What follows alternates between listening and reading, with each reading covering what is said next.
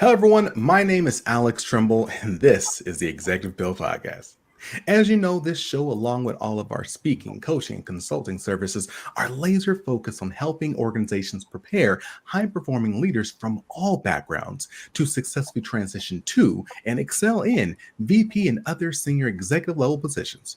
And if you and your organization are serious about developing diverse and highly effective executive leadership teams, then one, you are in the right place. And two, I encourage you to come visit us at gpsleadership.org or reach out to us at gpsleadership.org so we can discuss how we can work together to help you and your organization reach its leadership development and culture elevation goals. Again, I will not stop saying this because it is too freaking cool. The Executive Pill is now one of the top 5% most popular shows in the world, and it didn't happen by accident. It was you. It was you who made this happen. And it will be you who determines the continued success of this show. So please, if you find this content to be enjoyable, if you find it to help you grow and learn and just be the best person, best version of you that you can be, then please do us a favor and click that like button, click the subscribe button, and please share your thoughts and questions in the comments section. Again, I have appreciated, I'm really loving everyone who's already doing that. And I would love for more of you to do it because this is truly impactful. It helps the algorithm and gets this show and content in front of more and more people. So thank you for that. And finally, I am excited to still be saying that my book, Relationships That Work, 4 Simple Steps to Building Intentional Connections in Business and in Life, is out on the shelves right now at Amazon.com. I'm telling you, if you're looking for those tools and strategies to help you build intentional relationships with your colleagues, with your team members, your employees, your staff, your senior leaders, and your clients and customers, that is the book that you need to read. This book was written specifically to help you reach those goals and help you be successful in your personal and professional life. So please pick up your copy of Relationships That Work today at Amazon.com. You can find the link in the description. Now, with no further ado, let me say today is a good day. So today we have the wonderful Chikara Kennedy. This wonderful, awesome person, which you're going to meet her in a second, is a senior human resource leader who has served in several senior leadership positions at a number of very influential companies, such as Meta, formerly known as Facebook, and EY, which is Ernst & Young. I mean, this woman has not only shown to be a boss in the office, but she's also a boss in the field too, as a former U.S. Air Force member.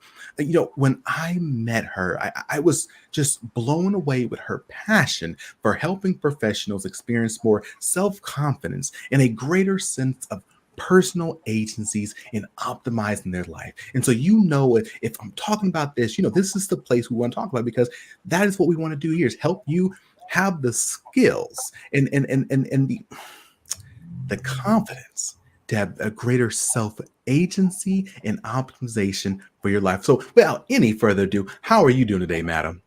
I'm doing great. I'm really excited to be here. Thank you so much for the invite. Oh, goodness gracious. Anytime I can hang out with you is a good time. Feelings mutual. So I want to start us off with, again, a softball question, a super softball question. How do you fix the world? I'm joking. I was ready for my pageant answer there, but go right ahead. But here's the thing. I was having a conversation with my mother-in-law the other day, actually, and she is a more experienced person. We're going to say experienced, because we don't talk about age. Experienced person. And she's been here with us the last few months, helping us take care of our newborn. He's now 4 months, so he basically feels like he's grown. Sweet. I know, he's so cute. So the other day, so she's from Myanmar, she's from Southeast Asia, and she speaks broken English. She speaks a little bit of English. But yet her and I have been able to have very thought-provoking conversations throughout the time she's been here. And the other day she stopped me and she said, Alex, again, wasn't as clear as this, but she said, Alex, how is it that I speak almost no English and you are a professional speaker, and we're able to have these conversations. Mm. And I immediately responded back. I thought about it. And I was like, well, it's because we made a decision to communicate with one another. We know that everything I say, she's not going to understand the first time. So I may have to find new and different ways to make examples and tell stories to help make sure she understands. On the same side, she knows the same thing. And when she is trying to work through a word or a concept that I'm not getting, I don't I don't rush her. I don't try to guess what she's trying to say for her. And she doesn't get frustrated and say, you never mind. And so I want to start us off with the concept of communication. Um, Communication is hard. Um, it only gets easier when you're intentional. What have you seen? What strategies, what have you done to help you be a more effective communicator? First, I mean, I love your example, and I think it really plays well into the concept or the thought of being an effective communicator. And I think the first two pieces that I would say for being good communicator is awareness of yourself. So really understanding your communication styles, your communication strengths, maybe areas that you're not so great at. And you'll see this if you're really intentional and thoughtful in your personal and professional relationships. You really have to understand yourself. And then I think the second part is really being thoughtful about exactly what you said, who you're communicating with, what's their culture, what's their background, if there's anything that you need to do to alter the way that you communicate, and just being open. The same communication doesn't work in the same situation, whether that's professional or Mhm. personal, Yeah, right? When I was in the military, it's a very different communication style than it is outside. When I had an assignment and worked in Tokyo, downtown, and the Toshiba headquarters, it's a very different communication style than it is yeah. working in Silicon Valley. So if I would have gone and said, you know what, I've nailed this communication thing, I already know how to do it, I'm an officer in the Air Force, and this is how I'm going to communicate, I would have been ineffective in different areas. So I think it's always those two things, really being aware of yourself and really being open to the environment and needs of others, and being able to tailor your communication style and be open to other communication styles, I think is really the key. I love everything you just said. Two initial reactions. Okay. One, I think of I- look, I know people are not like me for this. I feel like communication is a two-way street. So let me say this.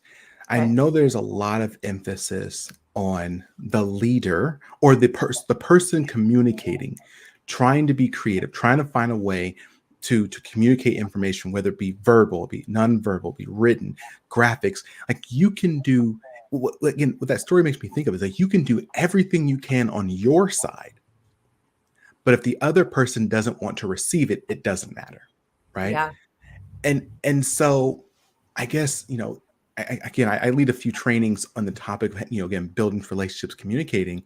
How would you go about encouraging someone who doesn't understand you or doesn't, maybe you don't feel like they're putting in the effort to try to understand? What do you do as a leader in that situation? It's a good question, and I totally agree with what your point is. I think the clearest one for me is honestly my assignment in Tokyo. So, 15 years ago, I was selected to do a global HR secondment. So I left from Pittsburgh and I went and worked in Tokyo downtown. I'm in the Toshiba headquarters. I'm the only American on the floor and probably several floors. I worked with an entire international team. I had a language coach, all kinds of things. But the key for me there was when I had done my studies and done my preparation, that communication style is literally the opposite of what we are taught here in America. You know, the way that we sit, the way that we present, the way that we talk to managers, the way that we Mm, talk in leadership meetings is yeah. completely different. So, what I did knowing that is I went to my manager at the time, and I had a separate session with him. And I said, you know what? I'm new here. I am so excited to be here. I am so grateful and appreciative of everyone accommodating the fact that I speak English and only English, and you all speak a number of languages. So what I'm asking from you is for you to just be open with me and tell me, hey, this isn't landing the way that you think you should, or please, be aware of this custom, and just tell me, ahead of time, because I had known from my training that's not really part of the culture in Japanese companies. A lot of times they'll just kind of be quiet and not really say anything. So his eyes got really round and he was like, whoa, wow, okay, all right. I said this to a few members of my team, and I'm so grateful that I did that. When I tell you they gave me such good feedback and things that I had never imagined that would be so important to my success. And the one that sticks out the most is that prior to coming, part of the reason I was selected is that I'm a really good public speaker. I give really great presentations.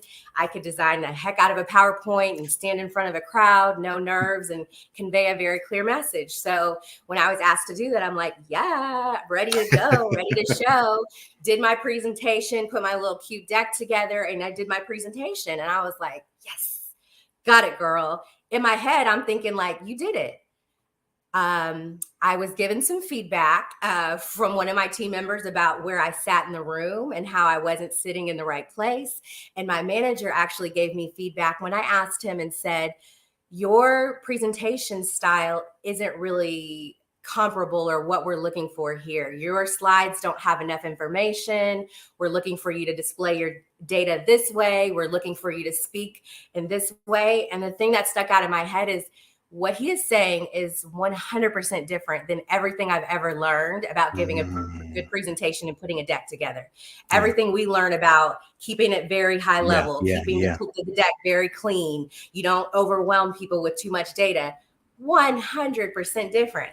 So I think that story always sticks out in my head because it's just one of the basic things. If I hadn't intentionally asked for that feedback, if I wasn't receptive to it, if I hadn't established the kind of relationship where please tell me, don't just talk about me when I leave the room, I'd probably been doing the presentations that way the whole rest of the time. But I was able to adjust my style, look around and see what they were doing, and ensure that I was communicating in a way that was commensurate with the company and the organization that I was a part of. So it's a simple example, but it's really profound. When you think about it, and recognizing every company, every organization, everybody you speak to has differences. And if you just go in with your own thoughts about how it should be or how it's worked for you in the past, you're really missing the potential to make the impact that you really could. So this is the reason why I wanted to have you on, because you and I are having this really spirited conversation prior to in regards to, again, this world being a smaller world, right? And I've had the opportunity to give speeches in Asia, in Mexico, in Europe, and what's funny about it is, like you said, there are always those tweaks you need to make, and admittedly, again, I'll get myself in trouble. You can feel free to, Alex, open mouth, put foot in mouth. I love joking. I love making jokes. Humor is my thing. And I kind of I made this self-commitment like a long time ago. Like, I realized that humor is not always going to go over. Actually, look, I'm going to be super ridiculous and tell a really, really old story. Back when I was in high school, I was the weird kid who always just did surveys. I would survey kids in high school to get their thoughts and stuff. Again, I'm a nerd. But the problem is I'm a good looking nerd, so I got away with it. And so humble. so very humble, just as my cute little boy. One of the surveys I did was, who is funnier?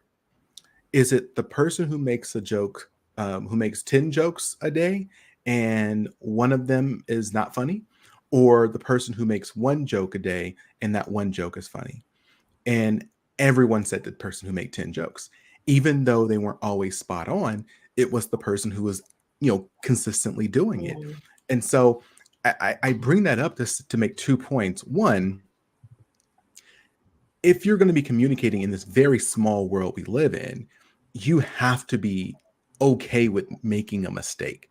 I mean, there is absolutely no way that you're going to be successful if as soon as you make a mistake, oh my God, woe is me, the world is crumbling, I don't deserve to be here. That is not how the world works. To be in order to be successful, you have to get something wrong because then you'll learn and grow the next time. And two, the more you're making jokes, in my case, the more you are out there working and trying, the better you get, right? Absolutely. Absolutely. So then, when you are traveling and you're working in Tokyo, you're here in the States, can I ask you what was the most difficult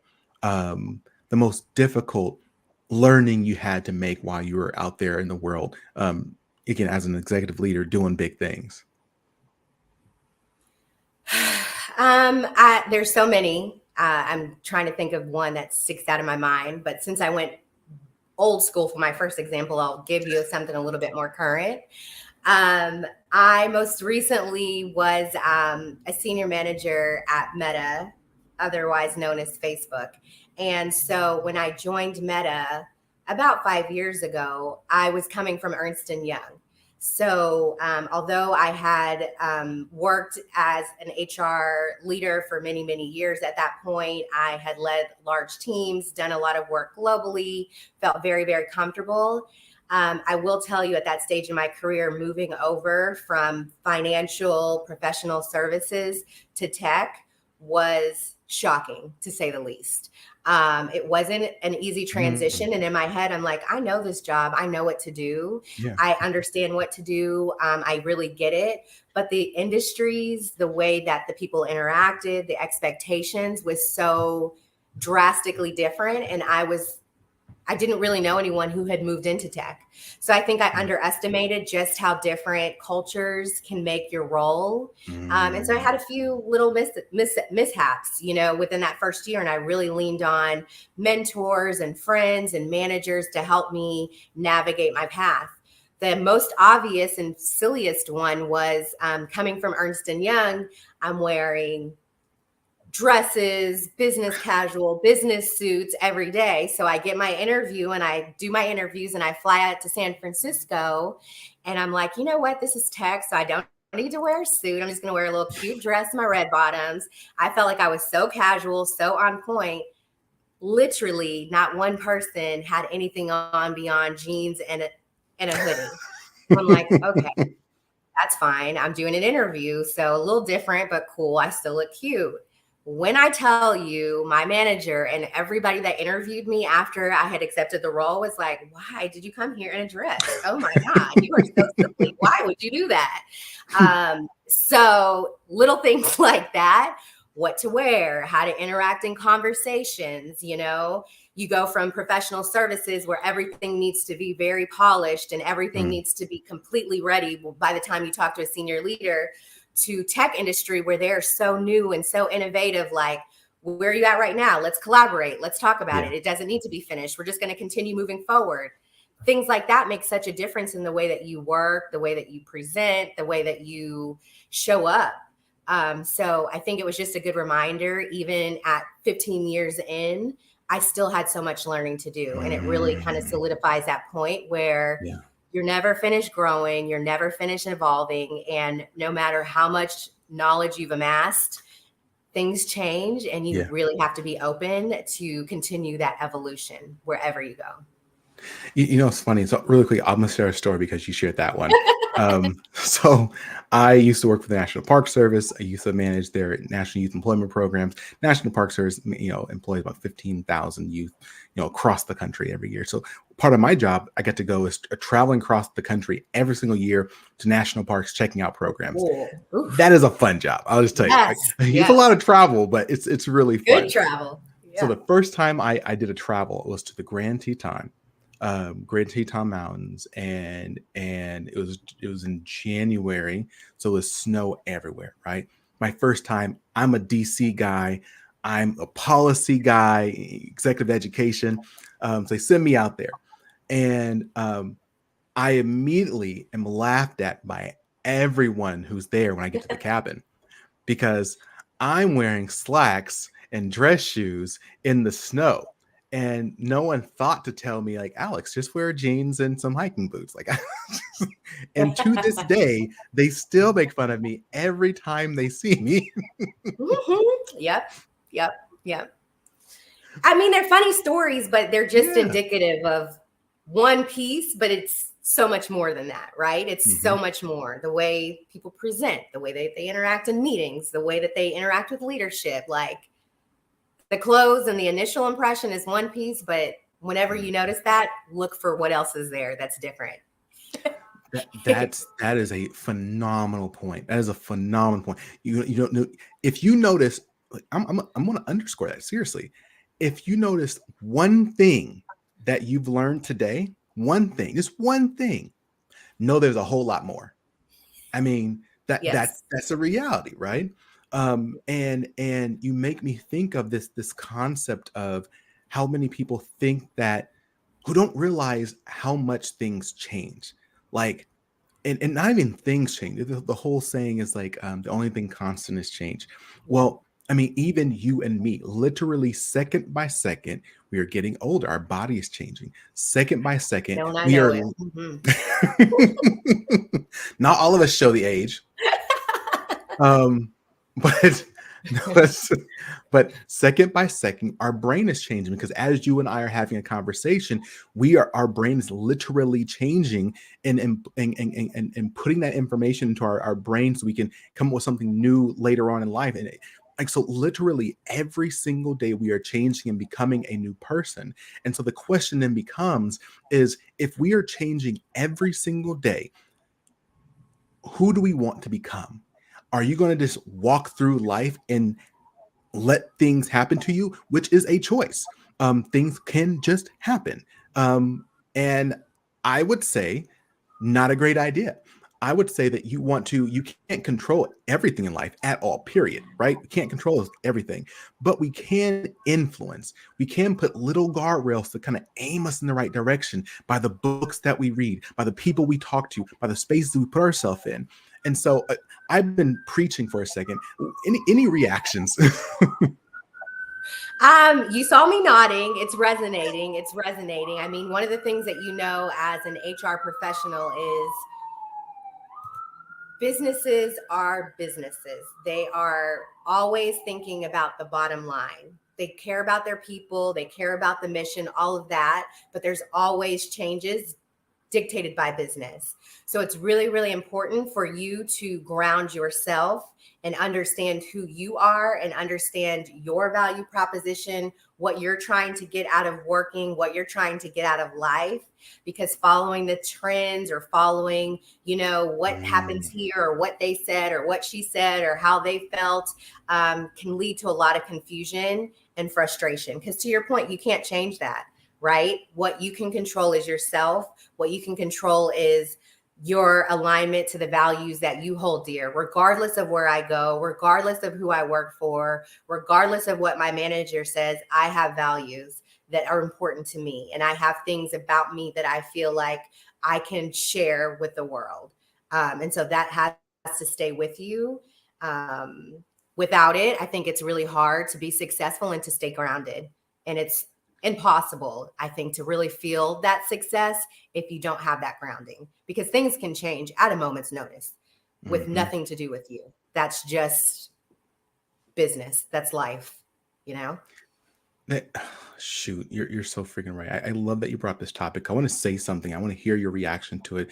Okay. So there's this concept I learned a long time ago of the safety net, our societal safety net. Our safety nets are the different levels and layers of relationships that we have. So the thought is like, your safety net is put together of, it's like your family is part of the net, and then your church, and then your school or your community group that you're a part of, or such and such and such and such. And there's all these little groups of people and that you're connected to that make up your social safety net. So if something bad happens to you in life, you have someone hopefully that will catch you before you hit rock bottom. Your family, your friends, your church, your Boy Scout club, whatever it is, those different levels before you hit rock bottom. being in the HR world for the time I have been, again, I've been working with senior leaders in the HR space and employee development, employee engagement space for years now. And what I'm seeing is more and more people are looking towards the organization to be all of those levels and layers of their social safety net. They're not, the people, look, this is not me, this is research. People are going to church less. People are engaged in their community less. You're more online, right? The whole different social safety nets are kind of going away, and people are looking and leaning on their organization to be, to help them with their financial planning, to help them with their family planning, to help them be engaged, to help them be so and so. But what happens when the organization's not there? What happens when you get laid off? What happens when something changes in the market and you're now gone? Now you have no net. And so I really do underscore what you're talking about, the importance of being okay, ensuring that you're going to be okay whether or not you have this particular job. If I could clap and get up and do a praise dance, I would, because that's how deeply I resonate with what you said. You have the research, but I felt it when I was in HR. I saw the transformation. I would see people literally go to their manager with things that literally have nothing to do with work, have literally nothing to do with, they would talk to them and say, help me with, dealing with my sick dad, help me with my budget, help me with these things. And of course, when you have a good manager, you have a good relationship, all of that, that's nothing to sneeze at. What I thought is that we went too far as a society saying work is a family. It is not a family, and it doesn't replace your family. One of the first things that I did when I started working at Facebook is that I got a leadership coach just to kind of help me. And one of the things that he said in probably our second or third meeting is, work isn't your life and it shouldn't define your life. Let's work on strategies for you to be effective, but what else is going on in your life, and making sure that you have a full life and you're not defined by work. Yeah. And that was shocking, because that was a coach I got through work. And it really is what prompted me to go into coaching myself. You're absolutely right. And whether it's good or bad, if I'm the most successful person in my career, and I saw this a lot of times, I'm successful, I'm an amazing partner, I make millions of dollars. At some point, I'm going to retire. At some point, there's people ahead of me that are going to move forward, right? Yeah. If I put all of my time, I didn't build relationships with my family. I wasn't there for my kids growing up. I don't have a close relationship with my spouse. I have no connection to my community. And all I did was get to the top of a chain. There is some challenges coming out of that and saying, now who am I? Now what am I? Yeah. And that's for the lucky ones who are able to stay, and move forward. That happens less and less these days. I've been laid off. I've been promoted. I've been everything. So what do you do to make sure that your life isn't defined by work, and that you're not looking for your manager or your organization to help you build the life that you want? That's nobody's responsibility but your own. So I just really am hoping that people are feeling that we're going to go in a different direction. It's not me going to work and absolving myself of my financial situation, my personal situation, and looking for my manager and my organization to tell me what to do. I design my life. I look for resources and I leverage them, but I'm not going there for them to tell me anything about myself. I'm going there to provide impact to the mission that they've communicated to me.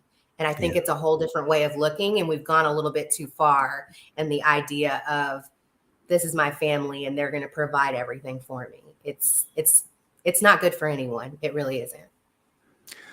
Again, if I could stand up and do a praise dance, I would. But everyone, if you see the jacket, you see the button up right now, but you don't see the shorts on. So we're not going to stand up and do this Ruin praise the dance.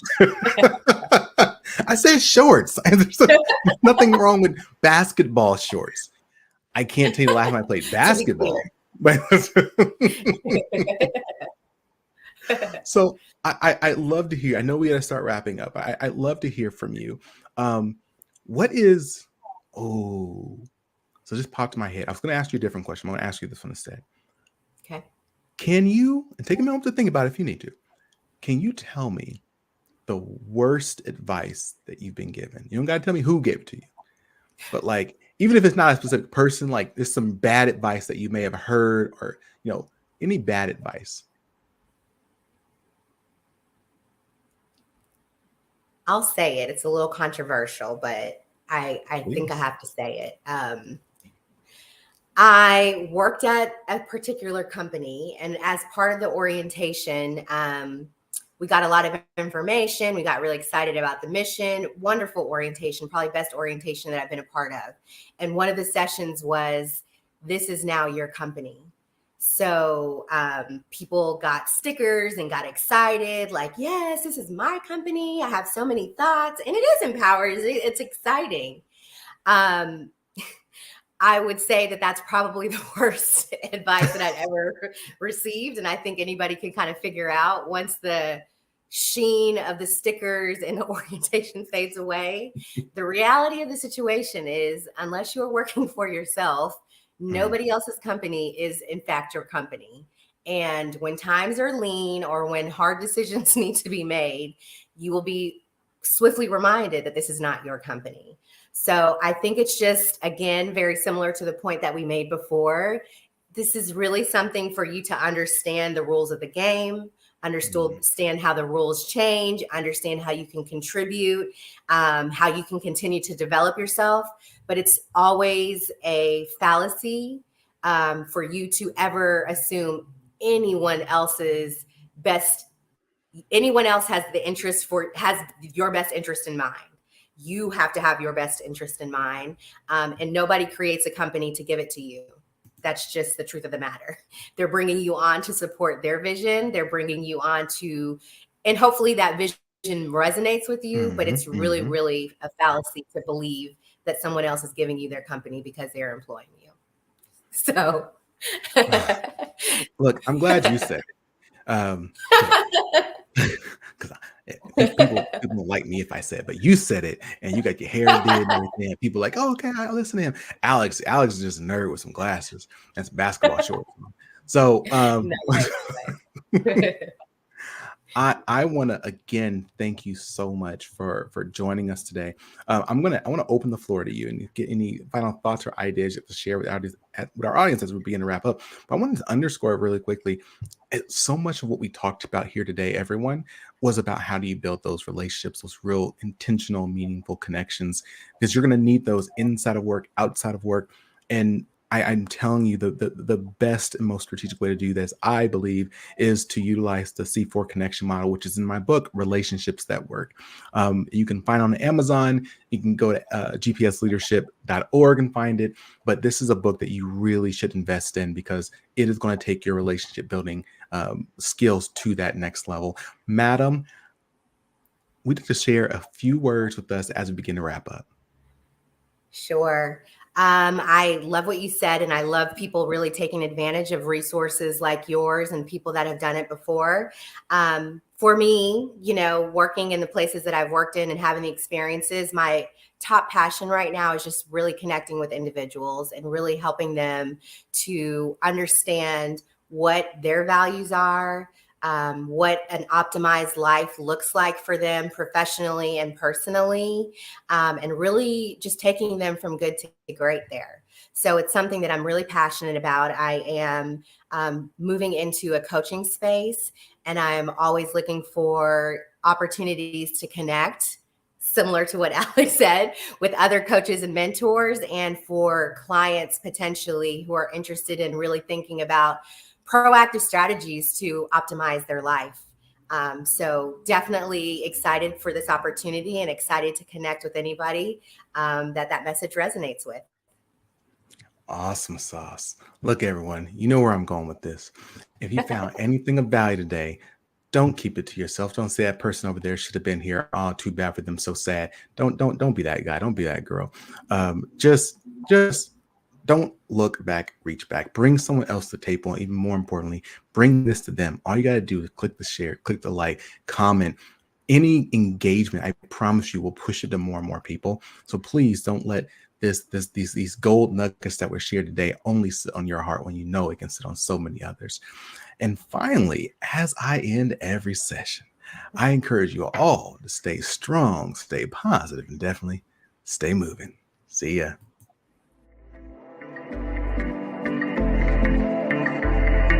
Thanks for listening to The Executive Appeal with Alex Tremble. I invite you to follow The Executive Appeal wherever you listen to podcasts. Follow me, your host, Alex Tremble, across all socials or via email for exclusive webinars, courses, and in speaking engagements on continued topics of executive leadership. So until next time, stay strong, stay positive, and definitely stay moving.